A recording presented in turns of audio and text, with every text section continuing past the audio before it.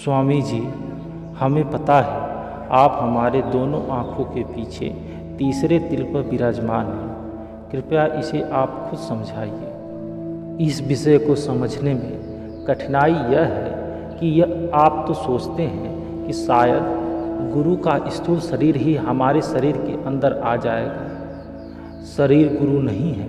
गुरु तो वह शब्द का नाम है, सृष्टि का कर्ता है, सतगुरु है।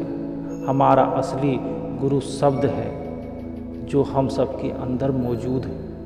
अंतर में गुरु शब्द की आवाज़ और शब्द के प्रकाश में प्रकट होता है और नूर स्वरूप में दिखाई देता है। आपने बाइबल में हज़रत ईसा का कथन पढ़ा होगा कि मैंने तुम्हारे अंदर घर बना लिया है, अब मैं तुम्हारे अंदर हूँ और अंत में मेरे अंदर आ जाओगे। फिर हम दोनों उस परमात्मा में समा जाएंगे। जब सतगुरु हमें दीक्षा या नामदान देते हैं तो वे हमारे अंदर बैठ जाते हैं, अर्थात हमारी आत्मा अंदर शब्द के साथ जुड़ जाती है और शब्द ही हमारा गुरु है। वह शक्ति जिसने सारी सृष्टि की रचना की है वही हमारा असली गुरु है और उसी के साथ हम जुड़ जाते हैं। सतगुरु शब्द में ही अपना रूप स्वरूप धारण करके अंतर में शिष्य के सामने अपने ज्योतिर्मय स्वरूप को प्रकट करता है। गुरु नानक साहब कहते हैं कि गुरु का असली रूप शब्द है तथा आत्मा उस शब्द की असली शिष्य है। शब्द गुरु सूरत धुन चेला।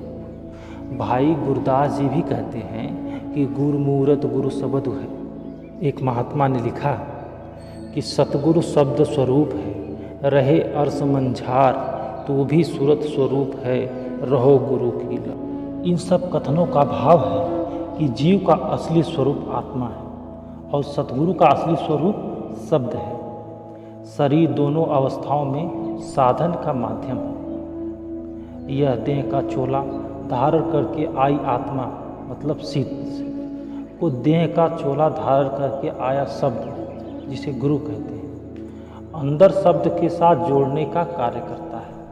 अपनी मौजूदा स्थिति में हम उस शक्ति से उस शब्द से परिचित नहीं हैं। अभी तो हम गुरु के स्थूल शरीर को ही नहीं जानते।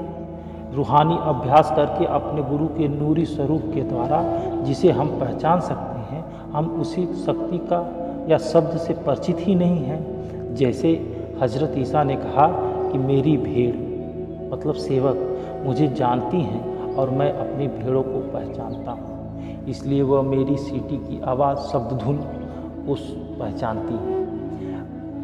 आपका भाव है कि जिन जीवों को संत सतगुरु ने नाम भेद दिया हुआ है उनको वो पहचानते हैं और जिन जीवों को सतगुरु से नामदान शब्द भेद प्राप्त हुआ है वे अपने सतगुरु को पहचानते हैं। दूसरों शब्दों में जिन जीवों ने बाहर सतगुरु के देह स्वरूप का दर्शन किया है वे अंदर भी सतगुरु के नूरी स्वरूप का दर्शन और उन्हें पहचान सकते हैं। हजरत ईसा ने कहा है कि उसके सिवा और सब चोर डाकू अर्थात अंदर अनेक प्रकार के रूप दिखाई देते हैं, पर शिष्य को अपने सतगुरु के सिवा किसी दूसरे स्वरूप पर भरोसा नहीं करना चाहिए क्योंकि वे उसे गलत रास्ते पर डाल सकते हैं। जब बाहर देखा जा चुका है सतगुरु का स्वरूप तो अंदर में शब्द से बाहर के देह स्वरूप जैसे ही स्वरूप अपने नूरी स्वरूप में प्रकट होता है तो उसकी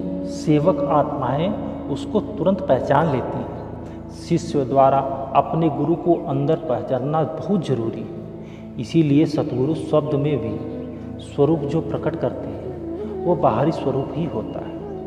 हजरत ईसा ने कहा कि अंत में तुझ में मैं और मुझ में तुम आके समा जाओगे। इसका तात्पर्य है कि हम अपने आप को या अपनी हस्ती को खोकर शब्द में समा जाते हैं। उस शक्ति को परमात्मा कहे या सतगुरु, शक्ति एक ही है।